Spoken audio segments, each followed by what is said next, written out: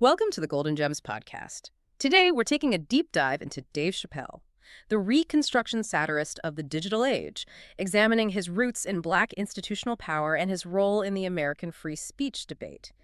And we really want to frame this correctly from the start. We are not approaching this as just celebrity gossip or, a recap of viral No, clips. not at all. Our mission here is to look past the catchphrases and recognize Chappelle as a really significant public intellectual, Yep. one who operates squarely within that oral tradition of stand-up comedy. Right. Because when you chart his career, from those early days battling at the Apollo all the way to becoming this flashpoint in the 2025 censorship wars, you see his trajectory almost perfectly mirroring the volatile evolution of American free speech itself. That mirroring is the key. It's everything. To really grasp why his more recent work generates such extreme controversy, you just can't view him as a comedian. You have to use a critical lens. And what does that lens show you?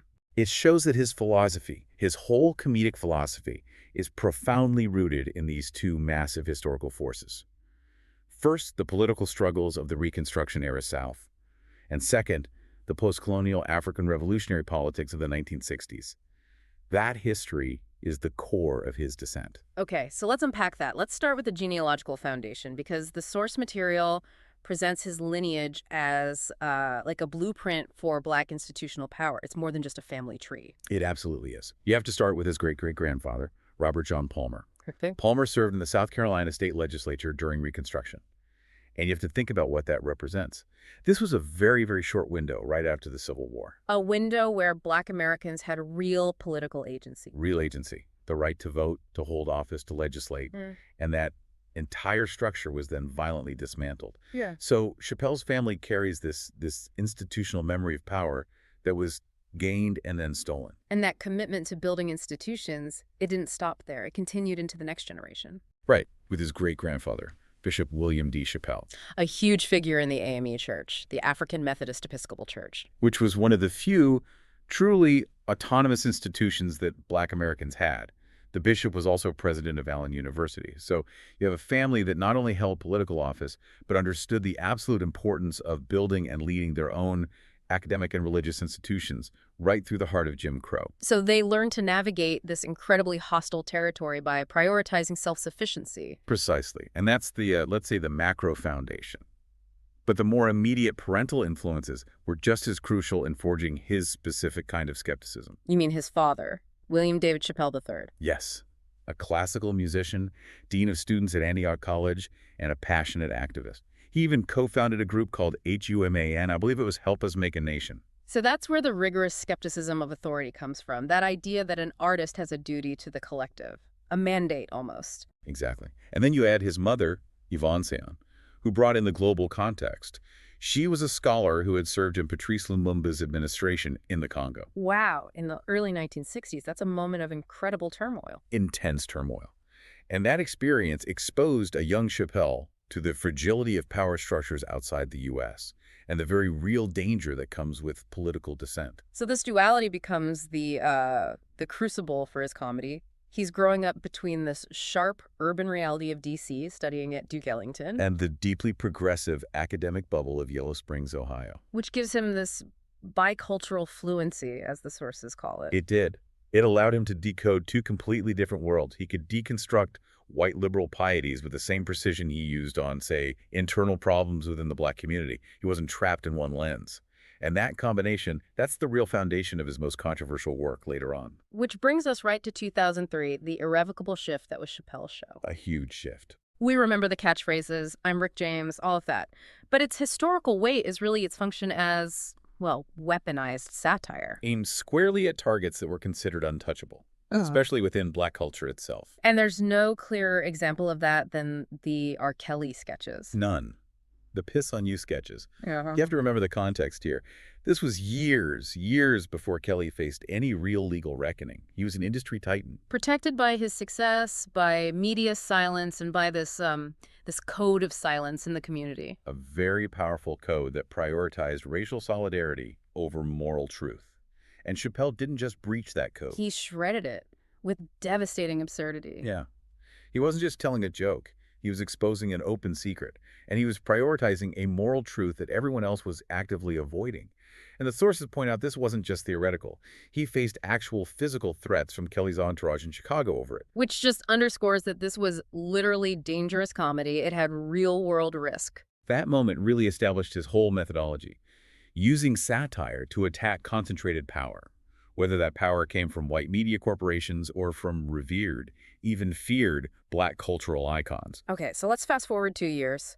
The infamous 2005 walkout. He rejects $50 million from Comedy Central. At the time, everyone framed it as madness, a meltdown. No doubt, yeah. But if we apply that historical lens we've been talking about, was it really that? That is the critical question. And if you listen to his own explanation, he realized his satire, which was designed to critique cultural consumption, was itself being consumed without irony. Consumed by white audiences as a kind of modern minstrelsy. Exactly. The audience wasn't getting the critique. And that failure, to him, corrupted the art. He felt his work, which was meant to be liberating, was becoming degrading in the hands of the market. So his refusal, it wasn't madness, it was an act of artistic preservation. That's it. And if you connect it back to his ancestry, it just echoes that autonomy of his Reconstruction-era forebears. It was a categorical refuser to be owned. He chose his own agency over generational wealth. Then he returns, right around 2016 with the Netflix specials, and he's completely transformed. He's not a sketch comic anymore, he's a comedic philosopher. Absolutely. The specials, The Age of Spin, Sticks and Stones, they stopped being just comedy routines. They became these systematic stress tests for the First Amendment. And he started to really define the philosophical stakes himself. He did. By the time his Grammy-winning special, The Dreamer, came out, he had formalized the central conflict, the tension between an artist's right to offend and the audience's demand for safety, this rise of safetyism, as he calls it. He argued that the whole environment was changing the mechanics of criticism. He was focusing less on the target of the joke. And more on the rules governing who is allowed to criticize whom. He started arguing that this modern hierarchy of victimhood had become, well, weaponized. Not always for justice, but as a tool for corporate censorship, a way to neuter comedy. So the battle lines hardened. Critics saw him as this out-of-touch, reactionary celebrity, Punching down, yeah. while his defenders saw him as maybe the last bulwark, the only voice big enough to stand against a culture that was threatening to turn comedy into harmless, corporate-approved art. The whole debate shifted from being artistic to being purely ideological. And that tension, it just reached a boiling point in the last few months of 2025. Right. Let's get into the friction of that year. He gets thrust right into the center of a national political crisis, triggered by the September 10th assassination of the conservative activist Charlie Kirk. And the reaction was immediate. The right wing instantly tried to turn Kirk into a political martyr. Chappelle's response, which he delivered in that surprise December special, The Unstoppable, was a masterclass in historical nuance. It really was. He just flatly rejected the attempt by pundits to draw a direct line between Charlie Kirk and Martin Luther King Jr., which was a huge talking point on the right at the time. So what was the distinction he drew? Because he had to justify it historically. His distinction was surgical. He argued that King absorbed the violence of the state to liberate a people. That's an act of historical sacrifice. Yeah. But he defined Kirk as, and this is a quote, a creature of the algorithm who profited by monetizing division. One united, the other divided. Precisely. Chappelle admitted he was unsettled by the violence, of course, but he drew a firm line. He refused to participate in the revisionist history that tried to elevate a digital agitator to the status of a civil rights icon. And this was all happening almost at the same time as another huge controversy, his participation in the Riyadh Comedy Festival. In Saudi Arabia, yeah.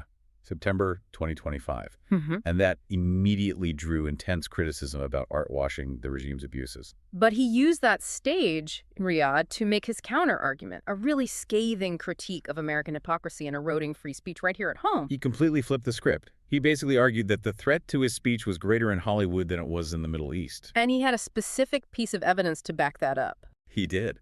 He cited the suspension of Jimmy Kimmel, who was pulled off the air by ABC after explicit pressure from FCC Chairman Brendan Carr, all over comments Kimmel made about the Kirk assassination. And this is where that key concept of jawboning enters the debate. Right. It's not direct government censorship. It's the government using its regulatory power and public influence to force private companies like media corporations to censor their own talent. It's censorship by proxy. His quote was brutal. He said, "It is easier to speak in Riyadh than in Hollywood." It was a direct shot. For him, the danger wasn't just a heckler anymore. It was the corporate boardroom and the regulatory state working together to enforce ideological conformity. He saw the American system as far more insidious than the overt restrictions of an authoritarian state. Okay, shifting to his local legacy. Let's talk about Yellow Springs, Ohio. He becomes the face of opposition to an affordable housing development, and the accusations of elitism and hypocrisy just came instantly from all over. But that criticism completely missed the substance of the local fight. The sources are clear.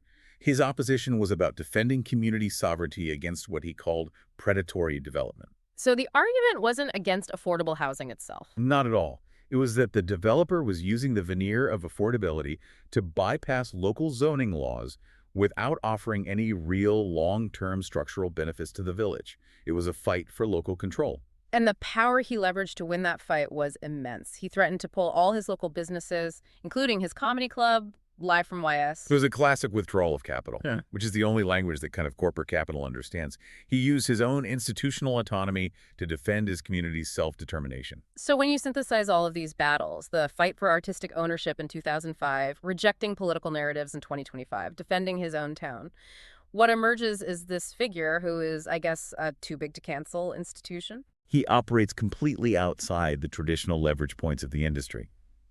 The metaphor he often uses is Jack Johnson, the first black heavyweight champion, a figure who lived unapologetically, flaunting his freedom in the face of a hostile public. So his legacy, then? His legacy today is that he is the architect of his own archive. He's built this self-curated vault of dangerous, sometimes offensive, but always intellectually rigorous thoughts. And future generations are going to study that archive to understand the friction of our chaotic digital era. Ultimately, Dave Chappelle is no longer asking for permission to speak. He is demonstrating, often provocatively, the immense cultural and intellectual cost of silence in the digital age. Thank you for listening to the Golden Gems podcast. We'll be back next time with another deep dive. Until then, keep exploring, keep listening, and keep celebrating the power of uncompromising voices.